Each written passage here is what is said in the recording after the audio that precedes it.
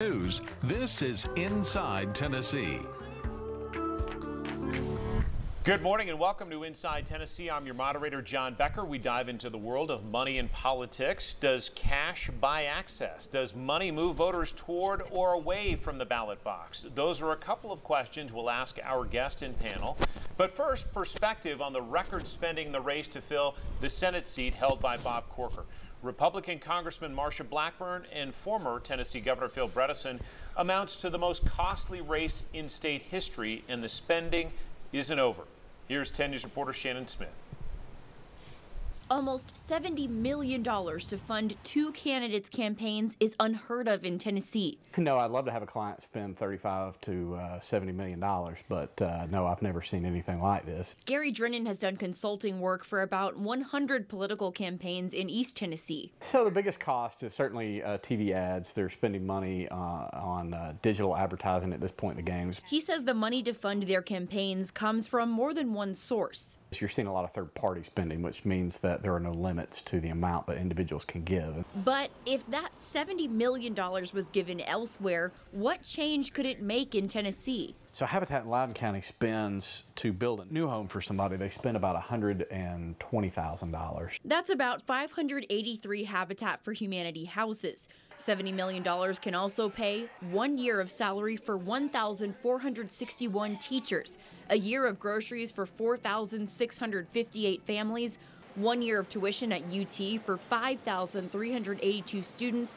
and a year of utility bills for 43,942 families. No matter how you slice it, there's a lot of stuff you could do. So if so much direct good can be done with this money, why do people give so much to political campaigns? Well, I think you probably see people that are doing both. They're probably contributing to these campaigns as well as making a difference in their community, and they probably see their giving to the campaigns as a way to impact their communities.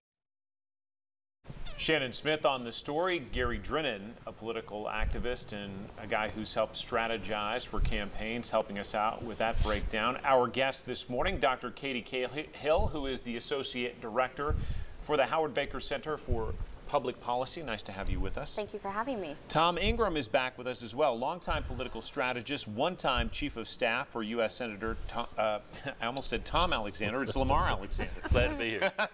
Nice to have both of you. On the end there, Don Bosch. He runs his own law firm. He's also an attorney in town. Susan Williams runs her own PR firm. She's a Republican. Good morning, John. And John is my true north. John North is a producer and digital manager of all things good at Channel 10. Good morning. Good morning. All right, let's start with the original question. Is money in politics good for politics? Dr. Cahill.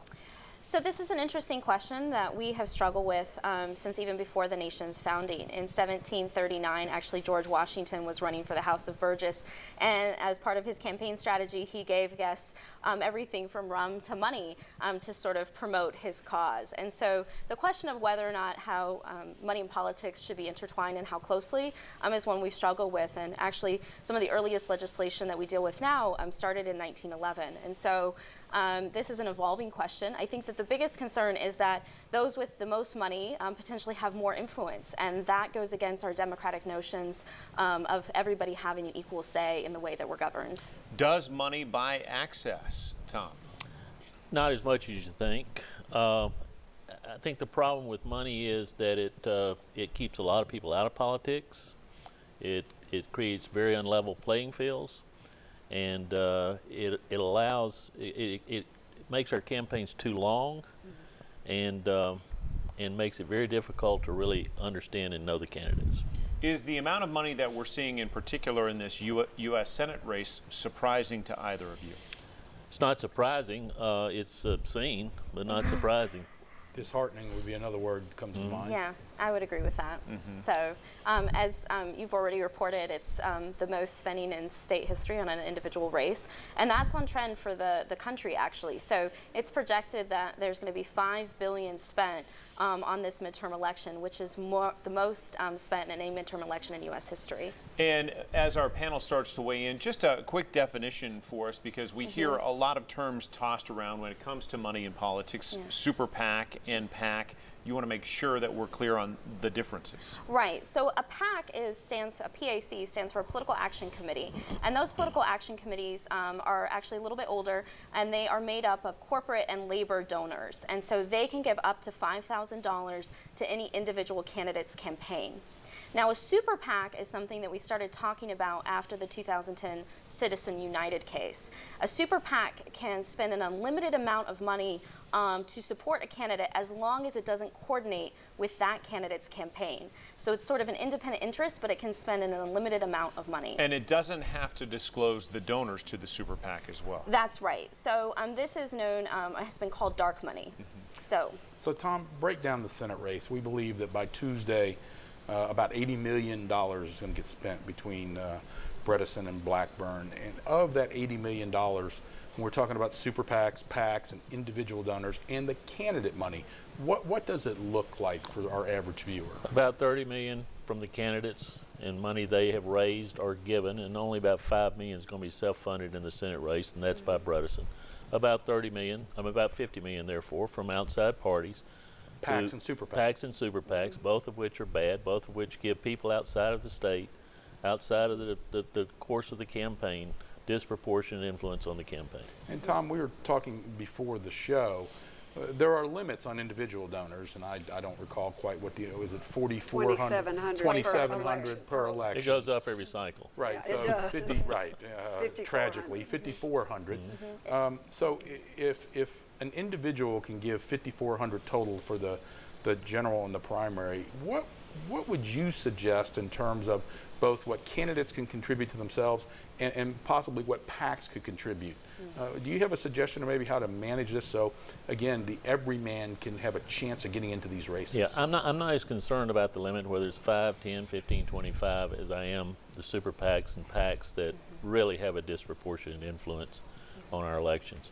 I go back to an idea that Senator Howard Baker, after him the senator's named, and a former folk politician around Tennessee, John J. Hooker Jr., they were buddies, and they came up with the idea that we should look at passing a constitutional convention across the country, constitutional amendment that says if you can't vote for me, you can't give to me. And I would add to that. So that would cut out PACs and super PACs. That would cut out PACs, super PACs. It would shut down fundraising in Washington. It would just shut down the industry in Washington. Lobbyists would no longer have to write checks. So you'd have to do that by constitutional amendment because of Citizens United. Have to be by constitutional amendment now, but I believe that would be so popular state by state that you could, if somebody would fund it, you could pass it. Oh, but it wouldn't be popular with those sitting in the elected seats now. No, but they don't. If there's a groundswell for it, I mean, that's what drives them. We can talk more about this and what you think of that idea, Susan, as well. And we'll get to more questions right after this short break on Inside Tennessee.